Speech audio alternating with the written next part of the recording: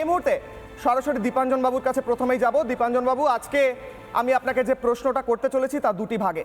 এক হলো, মুখ্যমন্ত্রী মমতা বন্দ্যোপাধ্যায় গতকাল বলেছেন যে 5টা বন্দুক যদি পকেটে করে নিয়ে যায় তাহলে কে জানতে পারবে। অর্থাৎ তিনি সরাসরি আঙুল তুলছেন সিবিআই এনএসজির ওপর যে তারাই গিয়ে 5টা বন্দুক পকেটে করে ওই বাড়িতে, আবু তালেবের বাড়িতে রেখে দিয়ে তারপর সেটা উদ্ধার করার নাটক করেছে। এটা কি আপনারা করে থাকতেন? আপনি তো প্রাক্তন, আপনি এনএসজিতে কাজ করতেন এবং বহুদিন দেশকে সার্ভ করেছেন, আমাদের গর্বিত করেছেন। 1 নম্বর প্রশ্ন। আর 2 নম্বর প্রশ্ন হচ্ছে, তিনি যদি এটা মিথ্যাচার করেন তার বিরুদ্ধে কি ব্যবস্থা নেওয়া যেতে পারে? দেখুন, অপরাধীদের একটা চিরকালের সমস্যা হচ্ছে তারা যে অপরাধ মনস্কতা নিয়ে পৃথিবীটাকে দেখেন সেটা তাদের ভেতর থেকে আপনার বেরিয়ে আসে। এটা অপরাধীদের একটা মনস্তত্ত্ব। যে জিনিস উনি করেছেন বছরের পর বছর, গত 10 বছর ধরে প্রকাশ্যে, ওকে গাঁজা কেস দিয়ে দাও, ওকে মাওবাদী বানিয়ে দাও, ওর বাড়িতে অস্ত্র ঢুকিয়ে দাও, ওর বাড়িতে মাদক, হাজার হাজার বিরোধী দলের লোকজন, শুধু নয় কেউ প্রশ্ন তুললেই সে শিলাদিত্য থেকে অম্বিকেশ মহাপাত্র সবাইকে মিথ্যা কেসে ফাঁসিয়েছেন। তো ওটা ওনার ভেতর থেকে অবচেতন মন থেকে বেরিয়ে আসে। কারণ দেখো, অপরাধী যতই বড় হোক না কেন তার একটু শিক্ষা দরকার। অশিক্ষা থাকলে কন্ট্রোলগুলো করা যায় না। তার জন্যই এনএসজির মতো একটা সংস্থার ব্যাপারে এই সমস্ত কথা বলা। দেখো, এনএসজি হয় উনি জানেন না, আমি জানি না। উনি তো দীর্ঘদিন এমপি টেমপি ছিলেন, মন্ত্রী টন্ত্রীও হয়েছেন। এনএসজি সম্পর্কে একটা সম্যক ধারণা ওনার হবে বলে আশা করেছিলাম। এই কথাগুলো যদি শেখ শাহজাহান বলতো বা বাকিবুল আরাবুল এরা বলতো তাহলে তাও একটা মানতাম। উনি তো অ্যাটলিস্ট সংসদে গেছেন গত 30-35 বছর ধরে। উনি জানেন না যে এনএসজির রোলটা কি? এনএসজির রোল খুব লিমিটেড।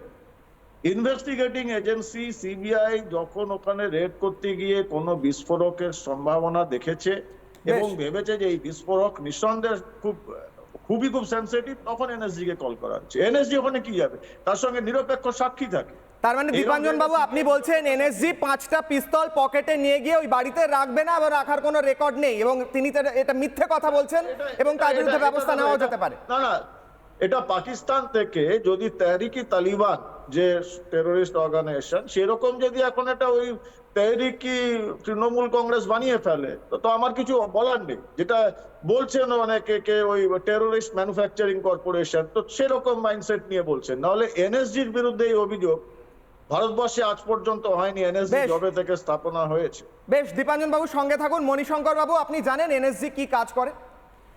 না, এনএসজি কি কাজ করে সেটা তো সবাই দেখতে পাচ্ছেন, সেই নিয়ে তো আলোচনা হচ্ছে। আমি যদি নাও জানি, আজকে তো জানলাম দীপাঞ্জন বাবুর কাছ থেকে। কেন উনি এনএসজি কাজ করেছেন বলে এনএসজি কোনোদিন অন্যায় করতে পারেন না, এটা ওনার একটা ব্যক্তিগত মতামত এবং সেটাই তো উনি বলবেন। আজকে যদি আমি আইনজীবীদের সম্পর্কে কিছু বলে আমি না জেনেই বলবো এটা ভুল বলছি, কারণ আমি এই পেশাটার সঙ্গে যুক্ত আছি। দীপাঞ্জনবাবু যখন এনএসজির কমান্ডারে জয়েন করেছিলেন, বন্দুক নিয়ে পুরো পাড়াটা ঘুরেছিলেন। যদি আমি মিথ্যা বলছি, দীপাঞ্জনবাবু বলুক দেখানোর জন্য যে আমার কাছে বন্দুক আছে।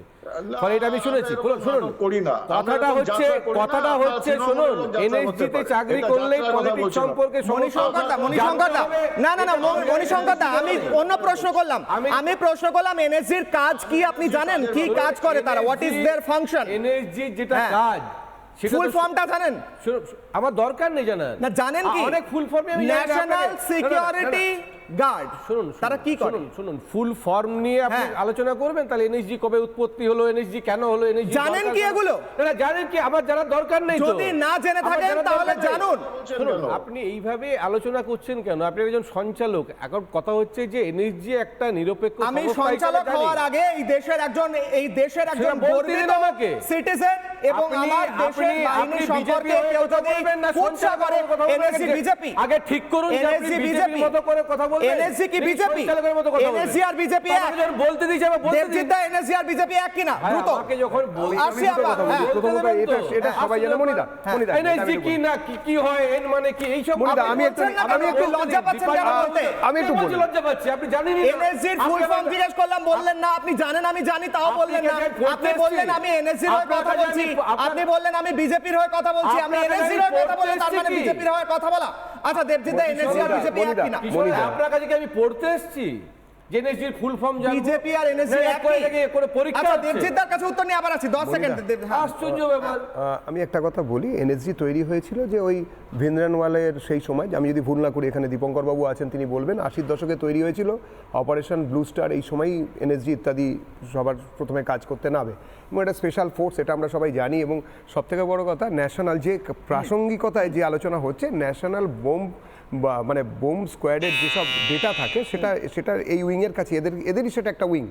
এবারে যে জিনিস হয়েছে, এইসব রোবোটিক্স যেসব আমরা যে দেখতে পাচ্ছি, যা জিনিস চলেছে, শাহজাহানের ঘাঁটিতে যা পাওয়া গেছে, ব্যাপারটা শুধুমাত্র যদি পিঠে রাত্রির 8টার পরে পিঠে করতে ডাকা, কিংবা শুধুমাত্র যদি শ্লীলতাহানি, ছোটোখাটো ঝামেলা, দু একটা স্মাগলিং এরম যদি কিছু হতো, তাহলে বোধহয় এনএসজি আসতেন না। জিনিসটার গুরুত্ব অনেক, ব্যাপকতা অনেক, এবং এটার সঙ্গে রাষ্ট্র সুরক্ষার সম্বন্ধ নিশ্চয়ই জড়িত। এবং আমি কখনোই মনে করি না যে ইডি সিবিআই নিয়ে যেসব কথাবার্তা বলেন সেগুলো একটা ধরনের কথাবার্তা, ঠিক আছে, কিন্তু এনএসজি সম্বন্ধে বা দেশের সেনাবাহিনী সম্বন্ধে এই ধরনের মন্তব্য যদি যেটা মুখ্যমন্ত্রী করেছেন, আবার একবার সুযোগ দিচ্ছি, আপনি এনএসজির বিরুদ্ধে কথা বলছেন, সেটাকে আপনি কন্ডেম করেন কিনা? ভাই আপনি আগে শিখুন কার সঙ্গে কিরকম ভাবে কথা বলতে হয়, তারপরে কথা বলবেন।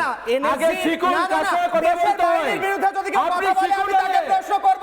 দেশের বাহিনীর বিরুদ্ধে যদি কেউ কথা বলে আপনি কেন প্রশ্ন করছেন? তার কারণ হলো আপনি ডিফেন্ড করছেন এমন একটি স্টেটমেন্টকে। আচ্ছা মণিশঙ্কর দাস, আচ্ছা মণিশঙ্কর দাস, মণিশঙ্কর দাস, আপনাকে আমি 30 সেকেন্ড দিচ্ছি, আপনি বলুন এনএসজির বিরুদ্ধে যে কথা বলা হয়েছে আপনি সেটাকে কন্ডেম করছেন কিনা। আজকে এনএসজি সম্পর্কে যে সমস্ত কথাবার্তা বলা হচ্ছে, সেটা আমাদের প্রধান হোক, রাজ্যের প্রধান হোক, কেন বলছে, ঠিক বলছে কিনা, এটা আলোচনা হতে পারে।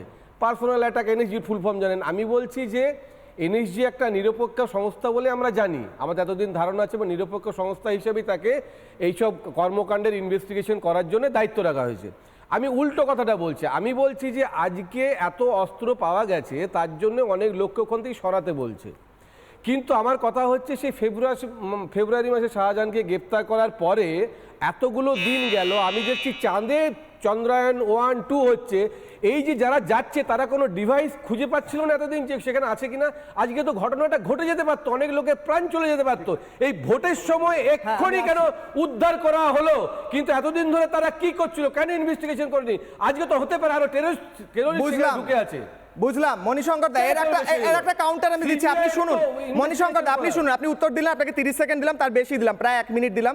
মণিশঙ্কর দা, ওখানে আমরা দেখেছি আমাদের রাজ্যের পুলিশের উচ্চ পদস্থ আধিকারিকরা বহুদিন গিয়ে সন্দেশখালীতে ক্যাম্প করেছিলেন, মনে আছে সেই ছবি? বারবার নৌকো করে এপার যাচ্ছেন ওপার যাচ্ছেন, কাউন্সিলর ছিলেন, ডিজি ছিলেন, যে কেউ ইনভেস্টিগেশন করতে পারে, ডিজি গেছিলেন তো, তারা মাটির তলায়, আমি তন্ময়দা আসি, মাটির তলায় থাকা এত বিস্ফোরক, প্রত্যেকের কাছে আসবো, মাটির তলায় থাকা এত বিস্ফোরক যা আপনি বলছেন আজকে কেন উদ্ধার হলো, সেদিন ডিজি গিয়ে কেন উদ্ধার করতে পারলেন না? তার কাছে এই বেসিক ইনফরমেশন ছিল না তাহলে?